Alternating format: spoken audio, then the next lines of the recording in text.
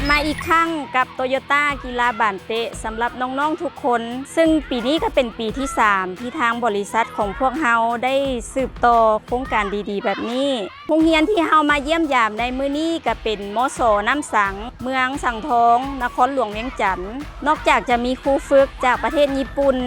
ทางบริษัทโตโยต้าลาวก็ยังมีอุปกรณ์การกีฬาเพื่อมามอบให้กับทางโรงเรียนทางบริษัทโตโยต้าลาวจะสืบต่อโครงการนี้ไปยังหลายๆแขวงหลายๆโรงเรียนและจะเพิ่มการช่วยเหลือซึ่งการช่วยเหลือนั้นจะต้องเป็นการช่วยเหลือที่จำเป็นแท้ๆบ่ว่าจะเป็นน้ำบาดาลหรือว่าห้องน้ำหรือว่าอื่นๆเพราะพวกเฮาบริษัทโตโยต้าลาวจำกัดมีความเชื่อว่าพวกเฮาบ่ควรเน้นแต่การขายรถเพียงอย่างเดียวแต่พวกเฮาควรประกอบส่วนเข้าในการช่วยเหลือสังคมไปพร้อมๆกัน